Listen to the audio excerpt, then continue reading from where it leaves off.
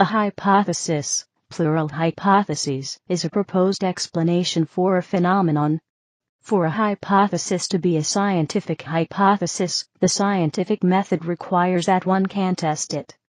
Scientists generally base scientific hypotheses on previous observations that cannot satisfactorily be explained with the available scientific theories.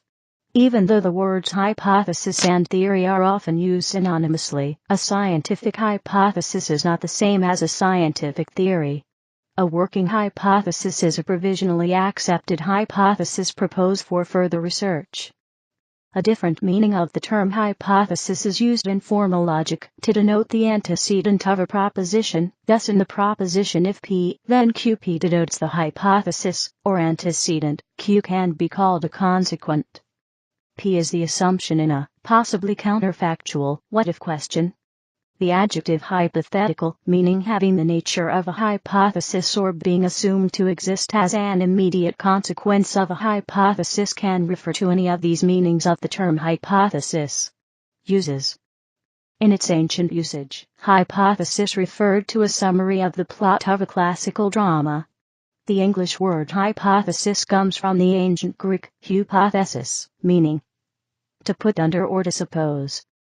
In Plato's Meno, 86-87b, Socrates dissects virtue with a method used by mathematicians, that of investigating from a hypothesis. In this sense, hypothesis refers to a clever idea, or to a convenient mathematical approach that simplifies cumbersome calculations. Cardinal Bellarmine gave a famous example of this usage in the warning issued to Galileo in the early 17th century, that he must not treat the motion of the earth as a reality, but merely as a hypothesis. In common usage in the 21st century, a hypothesis refers to a provisional idea whose merit requires evaluation. For proper evaluation, the framer of a hypothesis needs to define specifics in operational terms. A hypothesis requires more work by the researcher in order to either confirm or disprove it. In due course, a confirmed hypothesis may become part of a theory, or occasionally may grow to become a theory itself.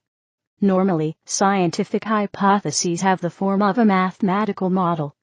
Sometimes, but not always, one can also formulate them as existential statements, stating that some particular instance of the phenomenon under examination has some characteristic and causal explanations, which have the general form of universal statements, stating that every instance of the phenomenon has a particular characteristic.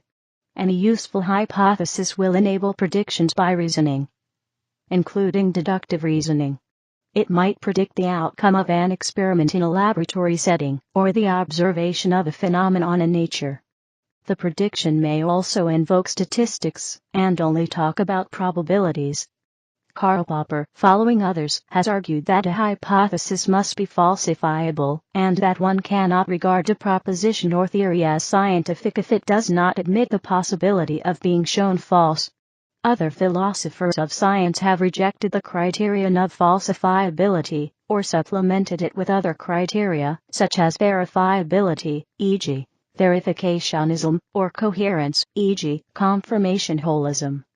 The scientific method involves experimentation to test the ability of some hypothesis to adequately answer the question under investigation. In contrast, unfettered observation is not as likely to raise unexplained issues, or open questions in science, as would the formulation of a crucial experiment to test the hypothesis. A thought experiment might also be used to test the hypothesis as well. In framing a hypothesis, the investigator must not currently know the outcome of a test, or that it remains reasonably under continuing investigation. Only in such cases does the experiment, test, or study potentially increase the probability of showing the truth of a hypothesis. If the researcher already knows the outcome, it counts as a consequence, and the researcher should have already considered this while formulating the hypothesis. If one cannot assess the predictions by observation, or by experience, the hypothesis needs to be tested by others providing observations. For example, a new technology or theory might make the necessary experiments feasible. Scientific hypothesis. People refer to a trial solution to a problem as a hypothesis, often called an educated guess, because it provides a suggested solution based on the evidence. However, some scientists reject the term educated guess as incorrect.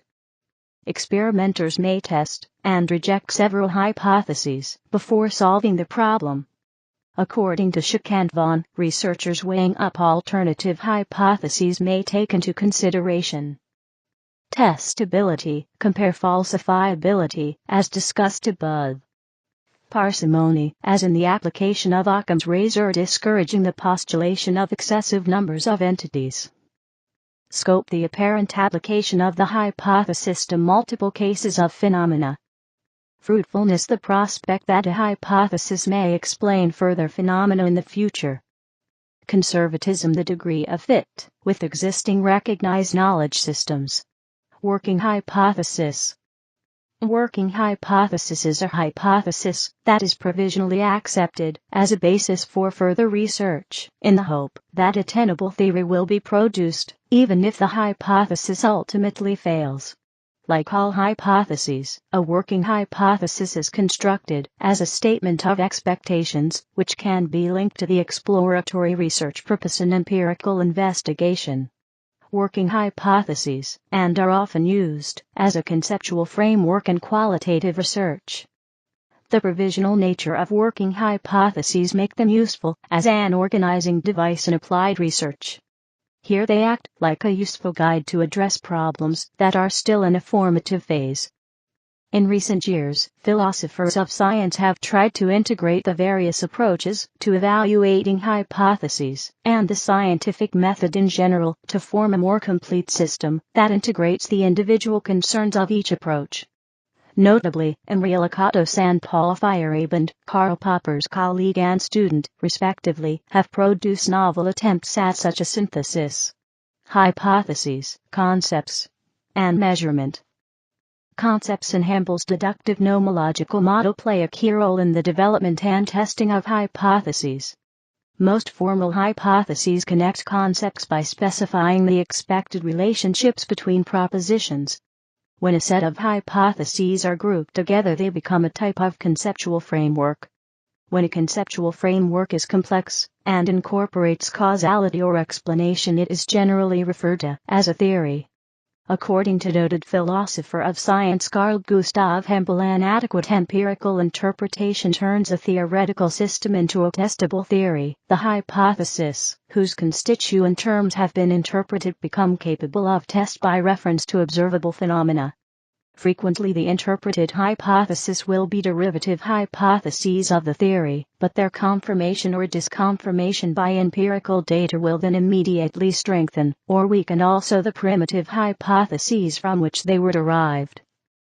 Hampel provides a useful metaphor that describes the relationship between a conceptual framework and the framework as it is observed and perhaps tested, interpreted framework. The whole system floats, as it were, above the plane of observation, and is anchored to it by rules of interpretation. These might be viewed as strings which are not part of the network, but link certain points of the latter with specific places in the plane of observation. By virtue of those interpretative connections, the network can function as a scientific theory. Hypotheses with concepts anchored in the plane of observation are ready to be tested. In actual scientific practice, the process of framing a theoretical structure and of interpreting it are not always sharply separated, since the intended interpretation usually guides the construction of the theoretician. It is, however, possible, and indeed desirable, for the purposes of logical clarification, to separate the two steps conceptually. Statistical hypothesis testing. When a possible correlation or similar relation between phenomena is investigated, such as whether a proposed remedy is effective in treating a disease, the hypothesis that a relation exists cannot be examined the same way one might examine a proposed new law of nature. In such an investigation, if the tested remedy shows no effect in a few cases, these do not necessarily falsify the hypothesis. Instead, Statistical tests are used to determine how likely it is that the overall effect would be observed if the hypothesized relation does not exist. If that likelihood is sufficiently small, e.g., less than 1%, the existence of the relation may be assumed. Otherwise, any observed effect may be due to pure chance. In statistical hypothesis testing, two hypotheses are compared. These are called the null hypothesis and the alternative hypothesis. The null hypothesis is the hypothesis that states that there is no relation between the phenomena whose relation is under investigation, or at least not of the form given by the alternative hypothesis. The alternative hypothesis, as the name suggests, is the alternative to the null hypothesis. It states that there is some kind of relation. The alternative hypothesis may take several forms, depending on the nature of the hypothesized relation. In particular, it can be two-sided, for example, there is some effect in a yet unknown direction, or one-sided, the direction of the hypothesized relation, positive or negative, is fixed in advance. Conventional significance levels for testing hypotheses. Acceptable probabilities of wrongly rejecting a true null hypothesis are 0.10, 0.05, and 0.01. Whether the null hypothesis is rejected and the alternative hypothesis is accepted must be determined in advance before the observations are collected or inspected. If these criteria are determined later, when the data to be tested are already known, the test is invalid. It is important to mention that the above procedure is actually dependent on the number of the participants, units, or sample size that is included in the study. For instance, the sample size may be too small to reject a null hypothesis, and, therefore, it is recommended to specify the sample size from the beginning. It is advisable to define a small, medium and large effect size for each of a number of important statistical tests which are used to test the hypotheses.